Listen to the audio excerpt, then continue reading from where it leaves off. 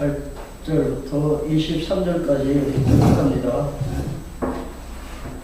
하나님의 진노가 불의로 진리를 막는 사람들의 모든 경건치 않음과 불의에 대하여 하늘로 쫓아 나타나니 이는 하나님을 알만한 것이 그들 속에 보임이라. 하나님께서 이를 그들에게 보이셨느니라. 창세로부터 그의 보이지 아니하는 것들 곧 그의 영원하신 능력과 신성이 그 만드신 만물에 분명히 보여 알게 되나니 그러므로 저희가 핑계치 못할지니라. 하나님을 알되 하나님을 알았다고 하면 감사하지도 아니하고 오히려 그 생각이 황홀하시며 이런 마음이 어두워지나니 스스로 지혜 있다 하나 우준하게 되어 썩어지지 아니하는 하나님의 영광을 썩어질 사람과 세상의 증설과 기어다니는 눈물을 의하니 썩어지니라.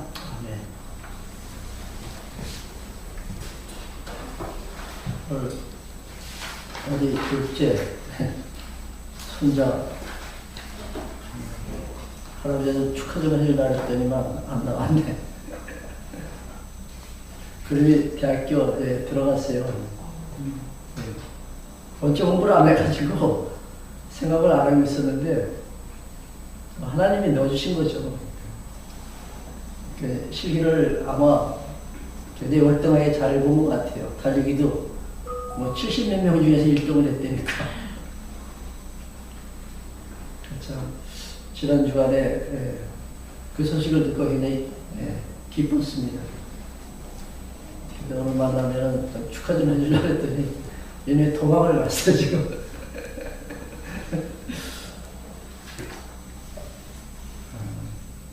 참 하나님께서 듣게 해주셔야 이 자리에 나올 수 있다는 거 다시 한번 다시 깨닫게 되는데, 발걸음 인도해 주신 하나님께 우리 정말 다 같이 감사하면서 이 시간을 시작할까 합니다.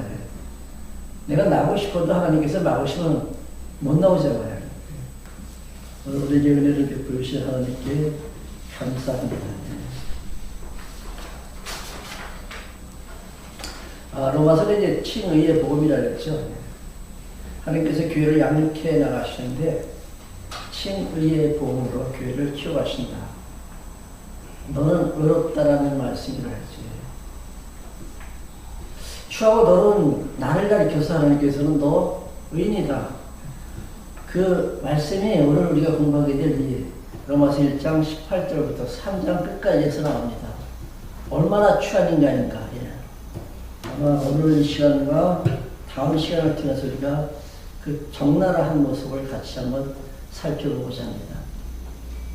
제가 로마서 30시간에 아마 말씀드린 것 같아요. 인간의 불의에 대해서 우리가 공부할 때는 한 가지 주의할 게 있다.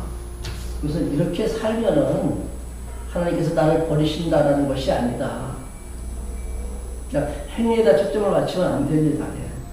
타락한 인간의 본성이 이런 모습이다. 이걸 갖다 지금 묘사하고 있는 것이 1장 18절부터 3장 마지막까지입니다. 로마서 이제 그 1장 17절까지 해서 서론 부분에 대해서 우리가 살펴봤죠.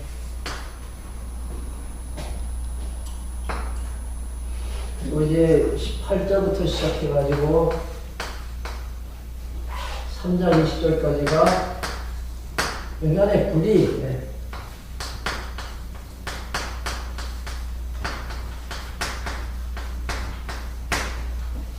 그 21절부터 11절까지 마지막까지 이제 하나님의 의,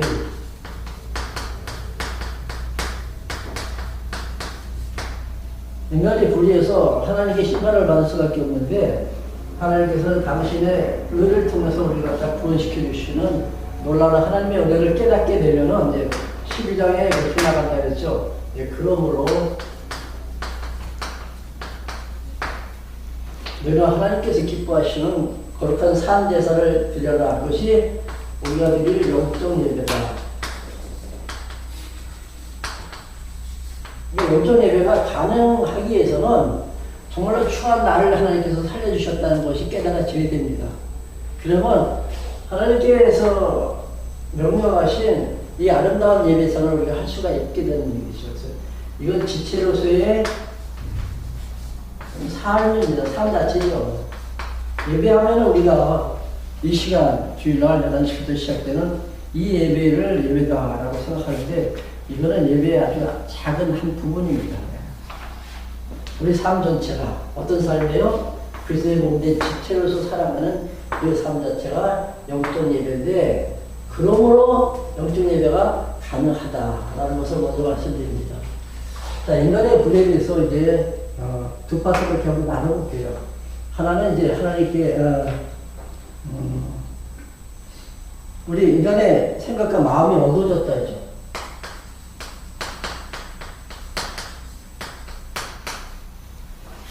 그리고 이제 인간이 불의한 인간의 그 나타나는 행동, 불의한 행동.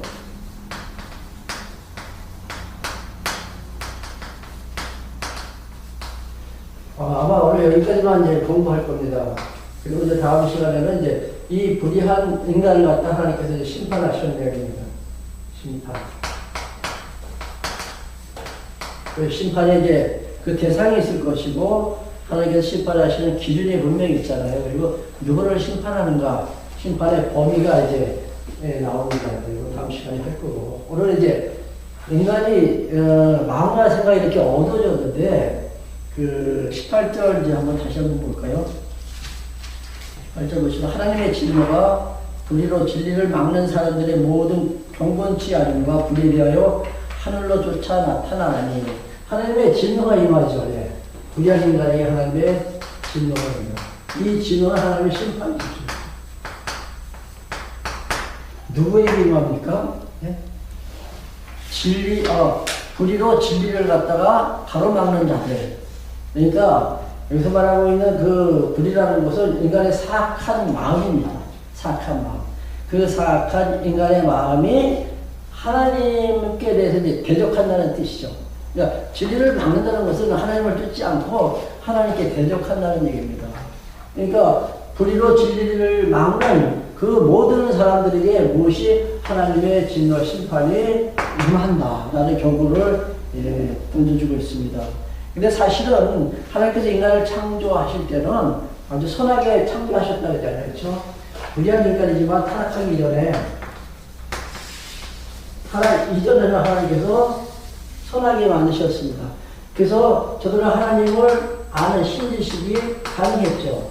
그 하나님의 전능하심과 그분의 신성을 갖다가 알 수 있도록 당신 만드신 그 피조 세계에다가 담아주셨습니다. 그러니까 아담이 그냥 에덴 동산에서 거리면서도 하나님과 호흡이 가능한 거죠. 예. 하나님과 소통할 수 있다는 것입니다. 예. 그러니까 만드신 해와 달을 쳐다보면서, 그리고 나무와 또는 뭐 짐승을 바라보면서 하나님과 대화가 가능했다는 얘기예요. 왜? 피조 세계에 하나님의 전능성과 하나님의 신성을 담아주셨기 때문에. 근데 그들이 지금 얻어졌다는 얘기입니다. 그래서 하나님께서는 이제 저들을 갖다 심판하시는데, 자, 이렇게 신지식을 갖다 담아주신 그 이유가 뭘까요? 한번 이거부터 우리 짚고 넘어갑시다. 인간은 불의한 인간을 하나님께서 심판하시면 되는데, 타락하기 이전에는 이미 창조물 속에다가, 피조 세계 안에다가 하나님을 알아갈 수 있는 신성을 갖다가 담아주신 그 이유가 과연 무엇이냐는 거죠. 왜? 이렇게 알 수 있도록 이렇게 해주시고 왜 타락시켰을까? 아마 이제 우리가 더 깊이 들어가면 이 얻어진 것도 아담이 제 의지로 얻어진 건 사실 아니잖아요. 왜냐하면 하나님의 분명한 간섭이 있습니다. 네, 그렇죠? 하나님의 의지가 담겨 있다는 얘기죠. 그다음 왜 이렇게 신성을 깨달아 알 수 있게 이렇게 하나님께서 만들어 주시고 또 어둡게 해 가시냐 이거죠. 마음이 어두워졌을 때 하나님께서 심판하실 때 마음이 어디한 그 불의한 그 인간을 하나님께서 심판하실 때 핑계치 못하게 하시고 나오죠 오늘 말씀에. 네. 내가 이미 다 알 수 있도록 내가 다 이렇게 해줬는데 왜 불의한 행동을 하냐 이거죠. 그 말씀이 2절 보시기 바랍니다. 2절 이는 하나님을 알만한 것이 저희 속에 보입니다. 하나님께서 이를 저희에게 보이셨느니라. 창세로부터 20절입니다. 20절 그의 보이지 아니하는 것들 곧 그의 영원하신 신성과 능력과 신성이 그 만드신 만물에 분명히 보여 알게 되나니 그러므로 저희가 핑계치 못할 것이다. 예. 변명할 수 없다는 얘기죠. 왜 하나님 나를 심판하십니까? 하나님께 따질 수 없다는 얘기예요. 이런 말씀이 로마서 이제 그 뒷부분에 가면 다시 한번 토기장이 비유에서도 나오죠. 토기장이가 질그릇을 만들 때 하나는 선하게 좋은 질그릇을 만들고 하나는 좀 추하게 이렇게 만들었던 것 같아요. 그러니까 추하게 만들어진 그 질그릇이 토기장에게 따집니다. 왜 나를 이렇게 만들었냐. 하나님께서 뭐라고 말씀하십니까? 내가 네게 나를 갖다가 실물 아니냐. 감히 나에게 따지냐. 당신이 어떤 분이신데 전능하신 능력자냐. 왜 감히 나에게 따지냐. 그러니까 핑계치 못하게 하시고 이렇게 보여주셨는데도 인간은 불의합니다. 그렇죠? 불의한 행동을 한다는 얘기죠. 근데 이것은 분명히 하나님께서 타락하게 하셔서 아마 이 동영상이 이제 유튜브에 이제 올라가면 그래도 누가 이제 볼 텐데 이런 부분에서는 아마 참 많이 좀 시험에 들 수도 있겠죠. 전도사님 아까 먼저 말씀하실 때도 그 죄에 대해서 말씀하셨잖아요. 죄가 무엇인가. 우리는 타락한 이후에 죄가 들어왔다라고 알고 있는데 죄는 사실 타락하기 이전에 우리 내면에 부채되어 있었다는 얘기죠. 따먹기 전에 이미 내 안에 죄가 둥지를 틀고 있었던 거예요. 다음 시간에 이 부분을 다시 한번 구체적으로 제가 또 언급을 할 겁니다. 이런 말씀이 이렇게 만약에 유튜브를 통해서 이제 전해지면은 많은 사람들이 아마 글쎄 어떻게 생각할까요? 이단이라고 아마 그렇게 말하지 않은 분들도 다행스러울 것 같아요.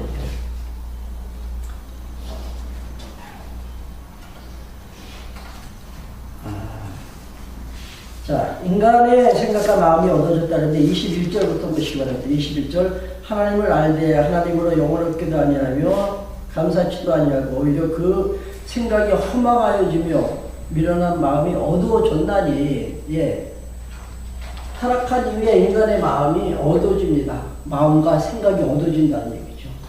그러니까 저들이 하나님을 영화롭게도 하지 않는다. 이게 타락한 인간의 본성입니다.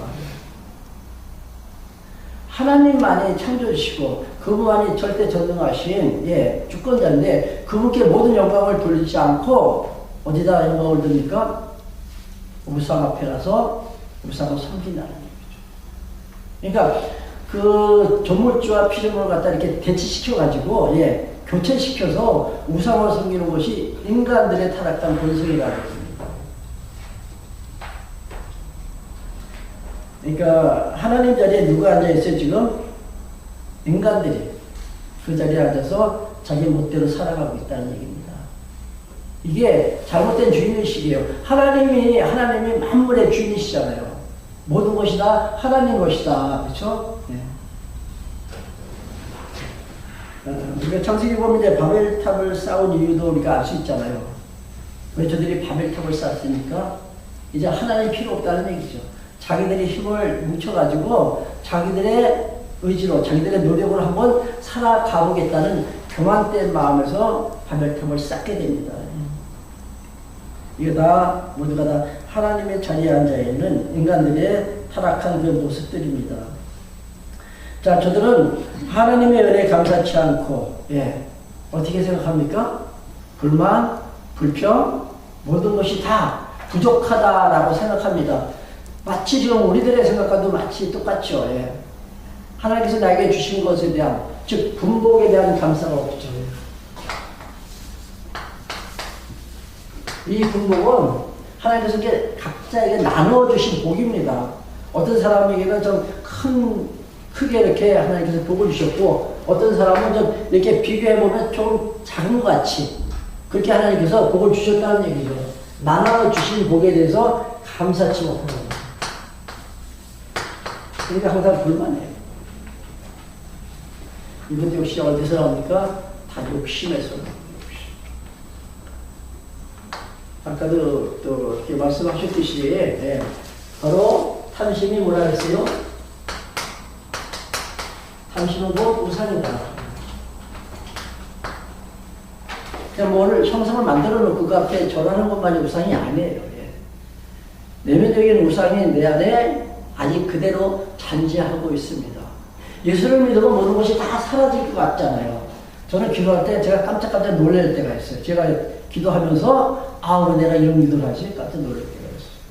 그게 무슨 기도냐면 내 안에 있는 시기 질투, 미움, 그 갖가지 추하고 저런 것들이 많이 있잖아요. 탐심도 있고. 이거 사라지게 해주세요. 이런 기도를 하면서 아니다. 왜합니까?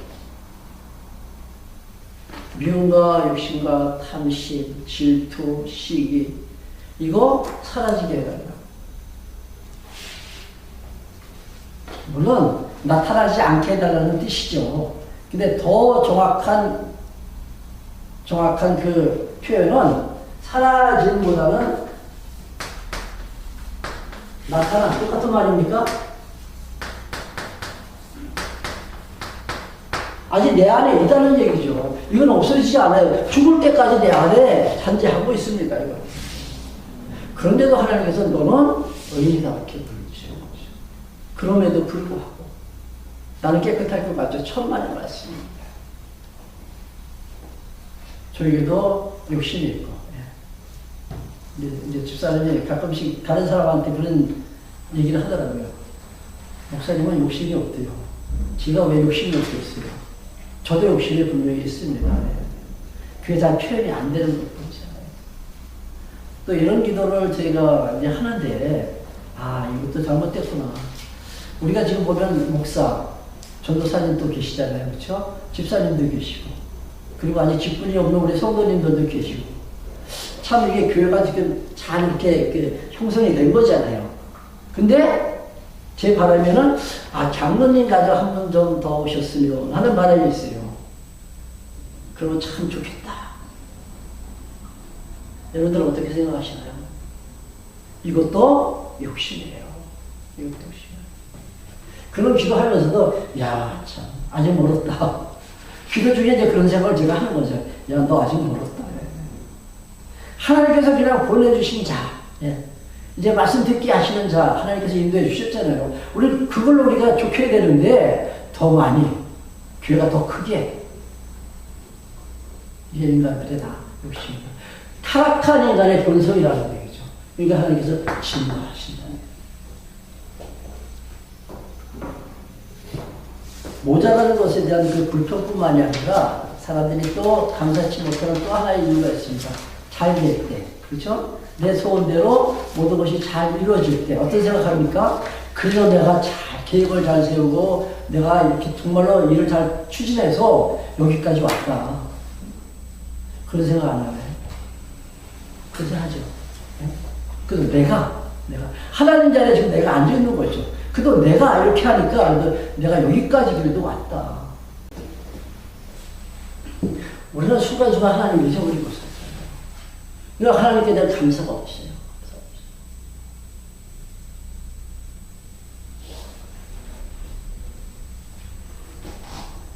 둘째 손자 대학 들어간 것도 하나님께서 이렇게 입학할 수 있도록 하나님께서 허락해 주신 거잖아요. 그러니까 우리는 먼저 하나님께 감사해야 된다는 얘기죠. 아까도 제가 그림이 달리길 잘했어라고 얘기했지만은 이 얘기도 사실은 이제 합당치 못한 얘기입니다. 그러니까 만사를 하나님께서 주관하시고 그분께서 인도해 가신다는 것을 우리가 철떡같이 믿자는 얘기죠. 그럼 내가 할 수 있는 그 영역은 과연 없냐? 없지요. 없어요. 하나님께서 하시는 그 일에 나는 쓰임받은 도구로 족하다. 하나님 당신의 뜻을 이루어 가실 때 나를 하나님께서 도구로 사용하시는 것 뿐이에요. 하나님이 하시는. 근데 우리는 감사할 줄 모르잖아요.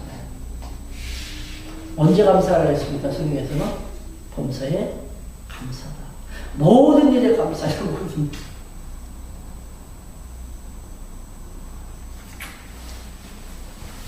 제가 여러분들에게 강요하는 거 아니에요.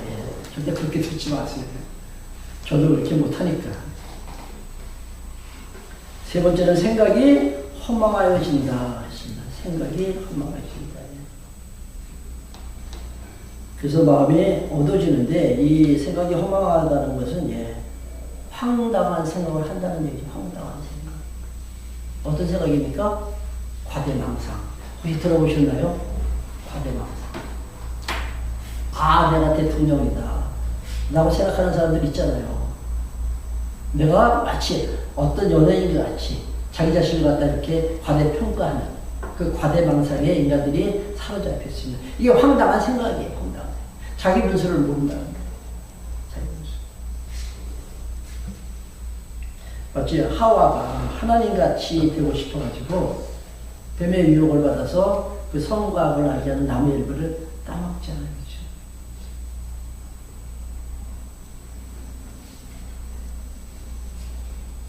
자, 두 번째 22절과 23절입니다. 읽어보겠습니다. 22절 스스로 지혜 있다 하나 우준하게 되어 썩어지지 아니하는 하나님의 영광을 썩어질 사람과 금수와 보르지 형상의 우상으로 바꾸느니라. 썩어지지 아니하는 하나님의 그 형상을 무엇으로 대치시키세요? 썩어질 금수와 사람의 형상으로 바꿨다는 거죠. 금수는 이제 날아다니는 새, 그리고 걸어다니는 그 네발 달린 짐승을 가리킵니다.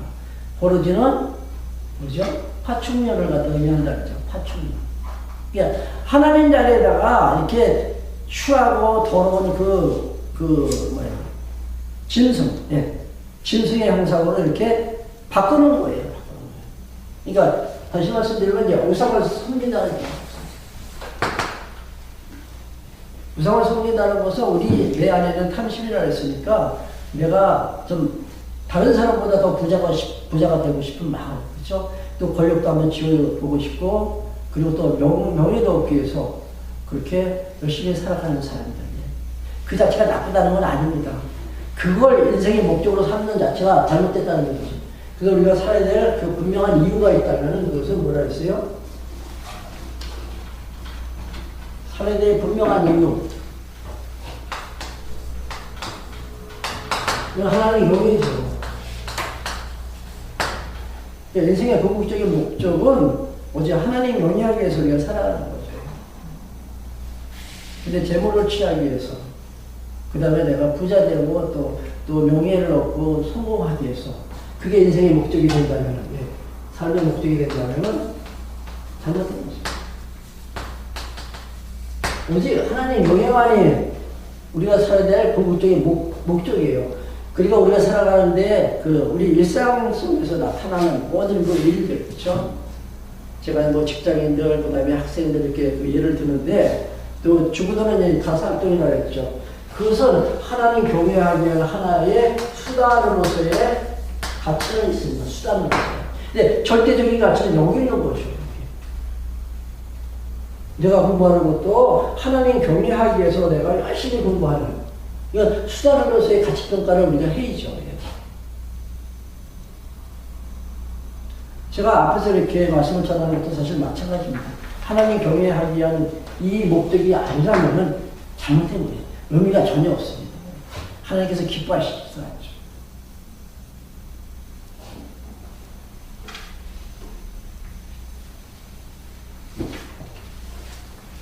자, 이제 버려진 인간들, 그 인간들이 어떤 행동을 하냐면 불의한 행동을 할 수밖에 없겠죠. 그렇죠? 그래서 이제 오늘 공부하는 것은 마음과 생각이 이제 어두워진 그 불의한 인간들의 행동에 대해서 이제 하나하나 이렇게 밝혀나가고 있습니다. 어떤 행동인지 한번 찾아보겠습니다.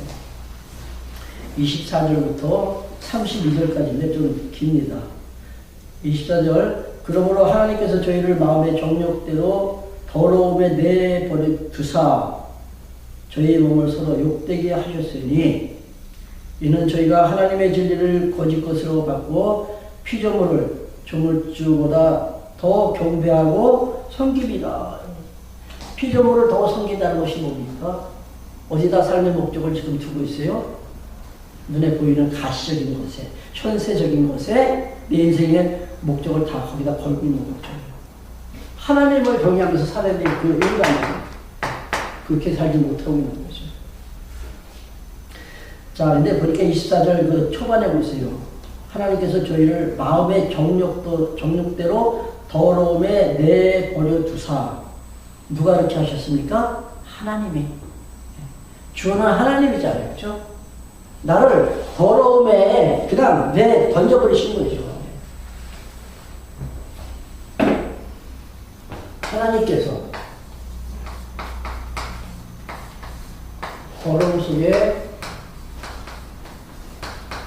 왜 진흙 땅 속에다 하나님께서 그냥 집어넣으셨다는 표현과 똑같은 겁니다. 더러움에 그냥 내버려 두사. 어떤 행동을 합니까? 그러니까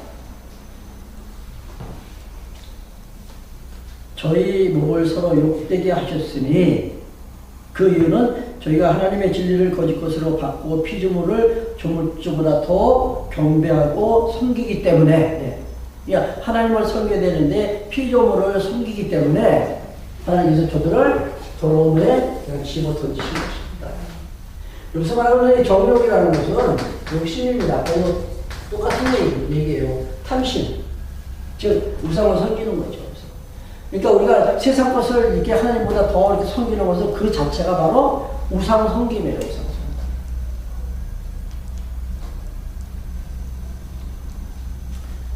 그 욕심이 많으면 사실 우리가 사기를 당하기 쉽죠. 사기 당하는 사람들 보면은 그 사기꾼이 잘못한 것보다는 본인이 더 잘못한 경우가 더 많아요. 왜? 탐욕이 있기 때문에. 그래서 사기 당하는 거예요. 하나님 주신 것에 그냥 감사하면서 살면 괜찮은데 뭔가 더 그냥 그 불러서득이라고 그래야 되나요?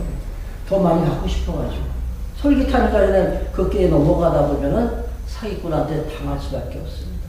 여기는 하나님께서 주신 것에 대해서 이 분복에 대한 감사에 이게 바로 자족한 삶입니다. 족하게 느끼면서 살아가는 거죠.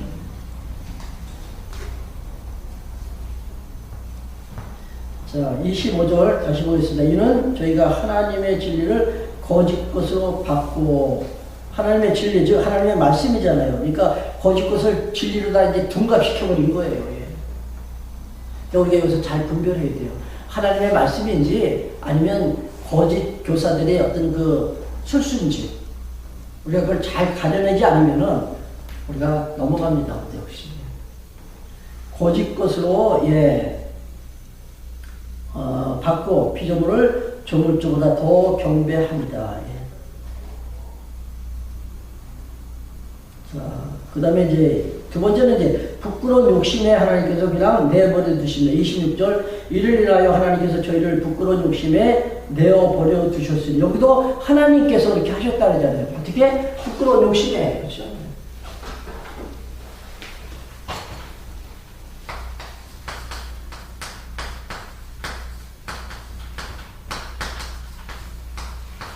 더러움에 하나님께서 내버려 두시고 그 다음에 부끄러운 욕심에 하나님께서 내버려 두셨다. 하나님께서 왜 그렇게 하실까요? 하나님께서 왜 나를 더러운 그 진흙탕 속에 하나님께서 집어넣으시고 왜 수치스러운 그 행동을 하게 하셨을까? 왜 그렇게 하셨을 것 같습니까?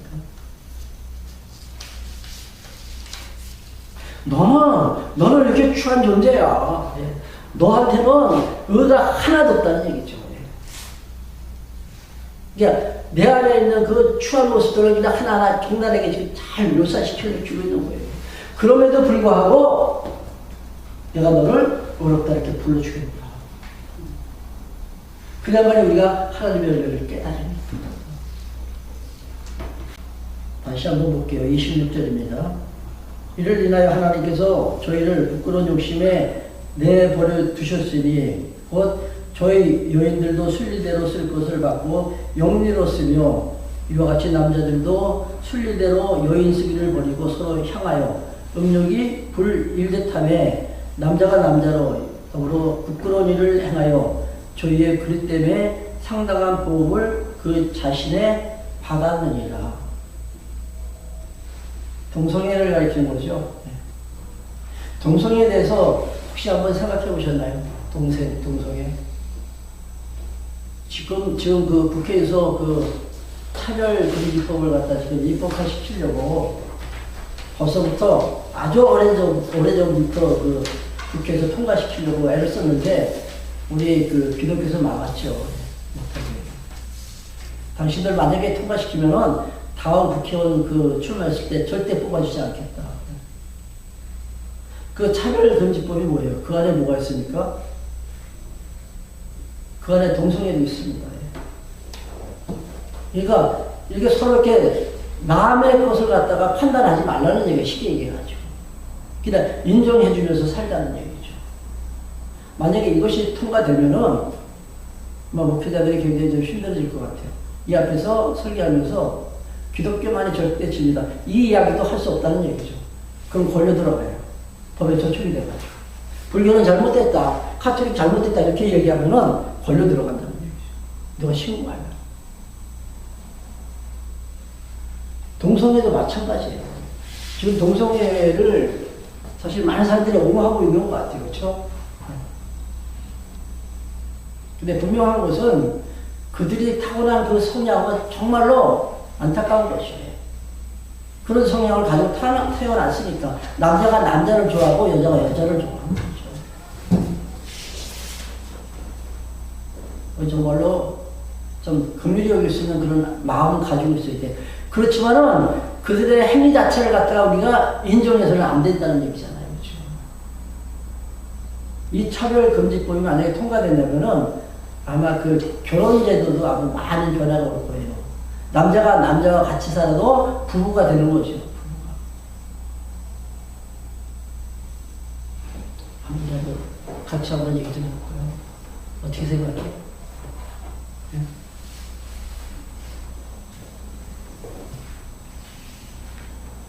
한번 병을 한번 해봐. 병. 너희들은 그 서로 이렇게 얘기 안 해?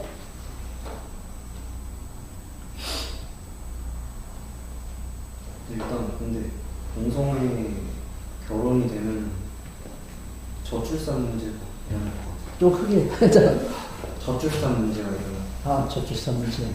그것도 심각하겠지, 그치? 저 앞으로 가 있어요. 안 지킨다고 그러면. 참. 저출산 문제도 심각하죠.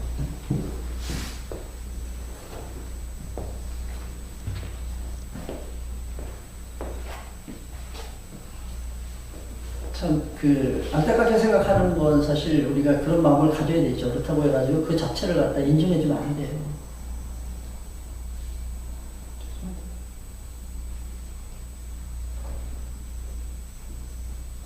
성경에도 분명히 동성애는 잘못된 것이다 지적하고 있습니다. 창세기도 나오고 신약 성경에도 어디 나오는데 지금 제가 잘 모르겠어요. 어디 있지? 잘못된. 신약 성경이 이거죠. 네? 여기 말고 또 있습니다. 명이 혹시 생각해봤어? 동성애에 대해서. 근데 왜 그런 성향을 갖고 태어나게 하나님이 하셨나요? 그 부분은. 그게 안 되는 건데. 그 사람들도 그러고 싶어서 그러면 내 생각에 그러고 태어날 때도 그렇게 태어나는 거 있잖아요. 근데 그거를 인정은 당연히 안 했구나. 잘못된 거지만 그 사람들, 그 진짜 분명히 여기에 있는 게 맞는 것 같은데 그 사람 자체가 너무 불쌍하거든요. 스스로. 저는 같은 생각이에요. 참 심각합니다. 예.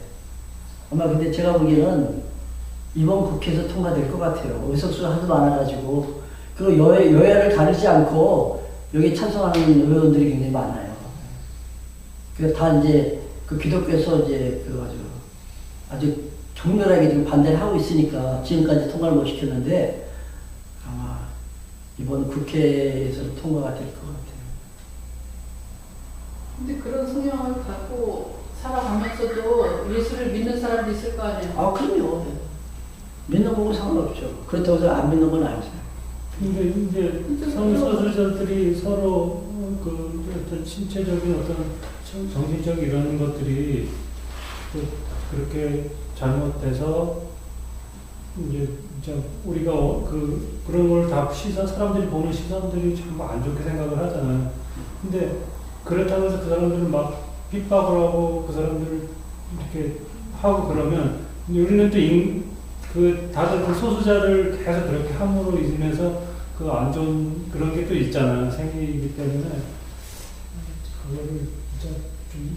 근데 그게 분명히 잘못됐다라고 우리 말을 해야 돼요. 근데 그걸 네, 그렇다고 해서 그 사람이 인신공격을 한다든가 너 나빠 너 그게 우리가 정죄할 수는 없잖아요. 우리가 나도 똑같은 더러운 추한 죄인이기 때문에 내가 누구를 갖다 정죄할 수는 없는 거예요.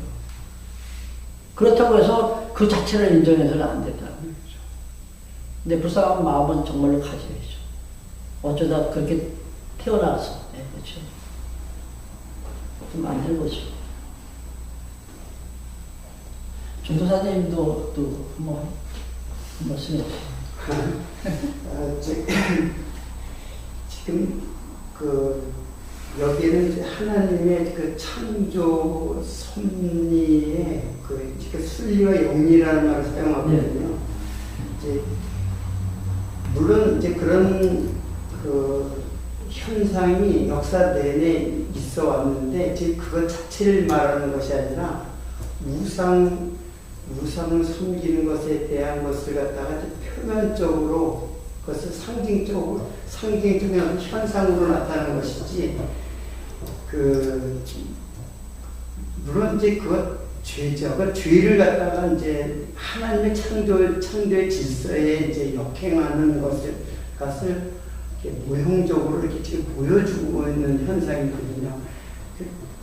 아까 말씀대로 그 사람들은 자기 생리적으로 어떤 그 성향 자체가 동성을 갖다가 이제 사모하는 마음인데 그걸 누가 탓할 수 있고 그 자체가 죄가 아니라는 것이 아니지만은 인간의 그 우상을 숨기는 것에 대한 모형을 표면적으로 이렇게 보여주는 그 역사 속에서 보여줬다는 것이죠.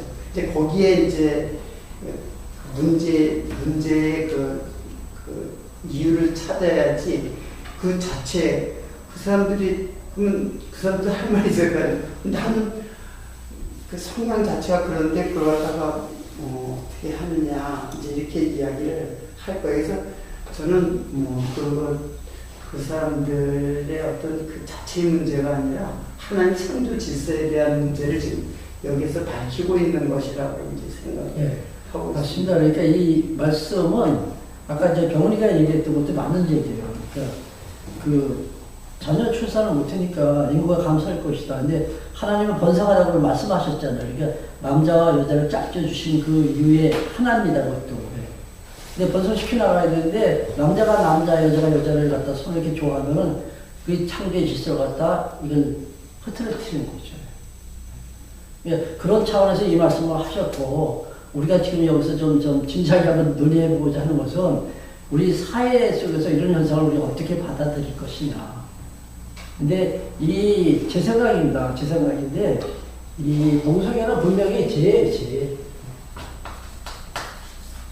이건 성경에서도 지적을 하고 있습니다. 그러나 우리가 그 사람을 정죄해서는 안 된다는 얘기죠. 정죄해서는 안 된다. 그에게 그러한 그 동성애적인 그런 성향이 있는가 하면 우리에게는 도덕의 어떤 성향도 있고 어떤 사람 그렇죠? 어떤 사람은 정말로 거짓말 잘하는 사람이 있잖아요. 그렇죠? 또 그 음욕을 또 탐하는 사람도 있고 예? 그런 성향이 내 안에 다 있어요. 똑같은 거예요. 동성애나 다. 이걸 어떤 것이 그 죄 중에 그 중량이 크고 비중을 이렇게 비교할 수 없다는 얘기죠. 다 똑같아요. 내 안에도 있어요. 그러니까 우리는 정죄할 수 없다. 이게 다음 시간에 나옵니다. 그러니 너희는 판단하지 말라. 다음 시간에 이제 나와요. 2장에 있죠. 이 정도만 하고 이제 여기 이거 넘어갈게요. 아주 사회적인 이슈이기 때문에 한번 좀 논의를 해봤습니다. 자, 세 번째는 이제 상실한 마음대로 내버려두신다입니다. 28절 또한 저희가 마음에 하나님 두기를 싫어하며 하나님께서 저희를 그 상실한 마음대로 내버려 두사 합당치 못한 일을 하게 하셨으니. 자, 세 번째는 뭐예요? 상실한 마음대로 그냥 하나님께서 내버려 두시는 거예요. 근데 여기서 내버려 둔다는 것이 그냥 방종하신다는 의미는 아닙니다. 하나님께서 직접 개입하셔서 그렇게 하셨다는 얘기예요. 마음이 어두워지니까 인간을 어디다 집어넣습니까? 어둠 속에다 집어넣는 거죠. 자, 인간을 처음 만드실 때는 하나님께서 빛 가운데서 만드셨잖아요. 그렇죠? 근데 타락 이후에 타락이 하나님께서 어둠 속에다 그냥 집어넣은 거예요. 그러니까 인간이 상실한 마음대로 살아가는 거죠. 아담이 하나님께서 좋으신 대로 선하게 창조하셨는데 그가 타락하니까 그를 어디다가 집어넣으니까 세상을 하는데 쫓아버린 거죠. 이 타락하기 전에 아담의 그 상태는 생명의 상태라 했죠. 살아있는 영. 근데 타락하고 나니까 그 영이 죽어버려요. 죽어버렸다는 사형이라고 했잖아요. 이게 뭐 육체입니다. 육체로 하나님께서 세상 밖으로 던지신 거죠. 그리고 뭡니까? 탕자의 비유가 있습니다. 그러니까 아들이 둘이 있는데 아버지가 그 작은 아들에게 미리 상속을 해주잖아요. 근데 죽기 전에는 사실 상속이라는 말이 이게 성립이 안 되는데 성경에는 이제 미리 태워줬다 그랬습니다. 그건 어떻게 보면 증여입니다. 증여. 그렇죠? 그러니까 그 둘째 아들이 받은 그 분깃을 미리 떼가지고 작은 아들한테 줍니다. 아들이 내가 나가서 좀 장사도 해보고 내가 성공해서 들어오겠다. 그러니까 아버지가 말리질 않습니다. 근데 아버지가 이제 그 돈을 건네주고 그 아들이 나갈 때부터 돌아올 때까지 그 상부가 굉장히 거리가 먼데도 언제 올 것이라는 것을 기대하면서 계속 오는 그 장소를 향해서 아버지가 바라보고 계셨다 그랬잖아요. 그렇죠? 분명히 저놈이 나가면은 나가고 다 망하고 들어올 것이다. 헐에서 들어올 것이 아니라 망하고 분명히 들어올 것을 아버지가 알면서도 그 상속 분깃을 갖다 미리 줍니다. 왜? 너 가서 한번 왜? 너 가서 한번 망해봐라. 망해봐라.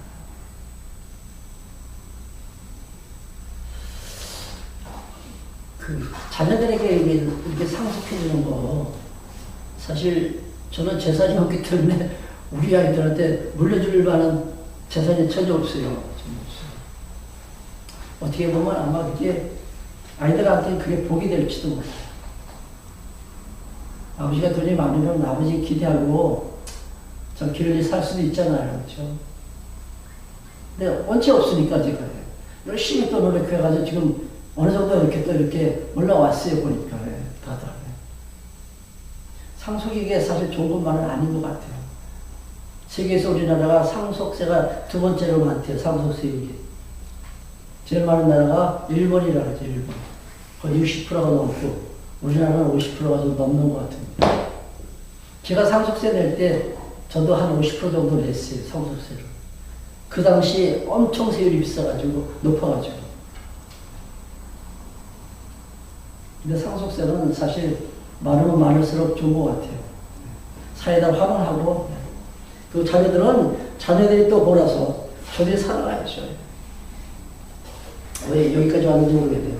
그 이제 상속분깃을 이제 태워주고 미리 나눠주고 너는 분명히 망해서 돌아올 것이다. 그래야만이 무엇을 깨닫습니까? 둘째 아들이 이제 나가서 결국 갈 데 없으니까 나중에 망하고 나서 갈 데 없으니까 돼지우리를 찾아가죠. 돼지우리. 돼지들이 먹는 그 밥, 먹이 그걸 이제 주워서 먹습니다. 그러다 결국은 이제 아버지 품이 이제 그리워져가지고 아버지께로 다시 돌아옵니다. 그때 아버지가 아들에게 전혀 미척하지 않아요. 그냥 아들이 오는 모습을 보면서 그냥 반가워가지고 포옹을 하잖아요. 그 둘째 아들 집을 나갔다 망해가지고 들어온 그 둘째 아들을 위해서는 잔치를 배설하죠. 죽었다가 다시 돌아오고 내 아들을 위해서 잔치를 베풀었다. 이게 마침 첫째 형이 밖에 나갔다가 그 모습을 보고서 아버지한테 막 원망합니다. 나는 지금까지 아버지 품에 있었는데 왜 나를 위해서는 이렇게 잔치를 한 번도 배설하지 않고 집 나갔다가 망해서 돌아온 그 둘째 동생을 위해서 왜 잔치를 배설합니까? 아들은 원망하죠. 왜? 아버지 품에 계속 있었기 때문에. 그게 은혜인지 모른다는 얘기죠. 근데 나갔다가 다시 돌아와서 보니까 아버지의 은혜가 이제 느껴지는 거죠. 하나님께서도 어둠 속에 그냥 내 던져보십니다. 무엇을 깨닫게 하시려고? 다시 구원해 주셨을 때 그것이 하나님의 은혜구나. 이거 깨닫게 하시고 1차적으로 한번 집어넣으시다는 얘기죠. 그렇게 한번 나갔다 한번 들어오는 것도 괜찮아요. 나갔다 들어오는 것도. 그래 하나님의 은혜가 깨달아집니다. 우리 아이들이 있어서 제가 이런 얘기를 좀 그런데 여기도 다 컸으니까 저도 자라면서 좀 이제 많이 반발을 했어요. 제가 공부도 하기 싫고 그래서 공부도 제대로 못했는데 우리 상처받지 마라. 할아버지도 이런 모습이 있었다. 그래서 제가 사실 고등학교 졸업하기 전에 나갔습니다. 진짜 나갔어요.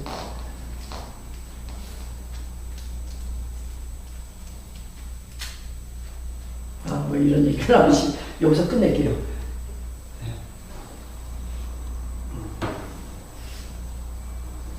한번 나갔다 들어오는 것도 괜찮아요. 부모님의 그 은혜가 새삼스럽게 깨달아지니까. 28절입니다. 또한 저희가 마음에 하나님 너희를 싫어하며 하나님께서 저희를 상실한 마음대로 내버려 두사 합당치 못한 일을 하게 하셨으니 누가 하게 하셨어요? 하나님이 그렇게 하게 하셨다는 얘기예요. 여기서 우리가 부정하면 안 돼요. 하나님은 그냥 선한 일만 하게 하시면 하나님이 안 해요. 때로는 이 악한 일도 하나님께서 주동하셔서 하나님께서 이끌어 하신다. 근데 그 악한 일이 29절 보세요. 곧 모든 불이, 자, 내 안에 이런 생각들이 있나 한번 생각을 하면서 들으세요. 모든 불이 추악, 탐욕, 악의가 가득한 자요, 시기, 살인, 분쟁, 사기, 악독이 가득한 자요, 수근수근하는 자요, 비방하는 자요, 하나님의 미워하시는 자요, 능욕하는 자요, 교만한 자요, 자랑하는 자요, 악을 도모하는 자요, 부모를 거역하는 자요, 무명한 자요, 배역하는 자요, 무종한 자요, 무자비한 자다. 이런 마음들이 내 마음속에 다 있잖아요. 그렇죠? 제가 집을 잠깐 나갔다 들어왔다 그러니까 부모를 거역하니까 제가 나갔었잖아요. 그렇죠? 이런 마음이 내 안에 있어요. 내 안에 있어요. 우리 잘난 척하지 맙시다. 이게 바로 나다.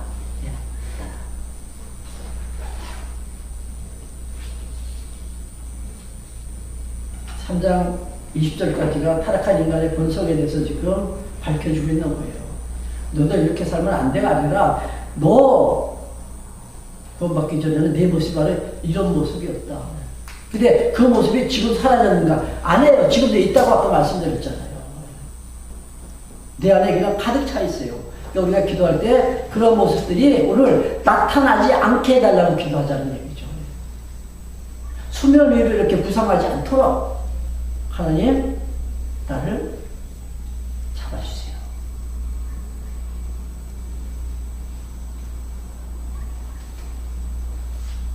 (32절입니다) 저희가 이 같은 일을 행하는 자는 사형에 해당한다고 하나님의 정하심을 알고도, 자, 이렇게 행하는 자가 심판의 대상이다. 그렇죠? 사형에 해당한다. 심판받아 마땅하다는 얘기입니다. 그래서 이제 2장 넘어가면은 이제 심판의 대상이 누구고 심판의 기준이 무엇이며 또 누가 심판을 받는지 그 심판의 범위에 대해서 이렇게 쭉 이제 3장 20절까지 해서 이제 살펴봅니다. 근데 그 대상 가운데 나도 포함되어 있다는 얘기죠. 그 범위 안에 우리 모두가 다 포함되어 있다.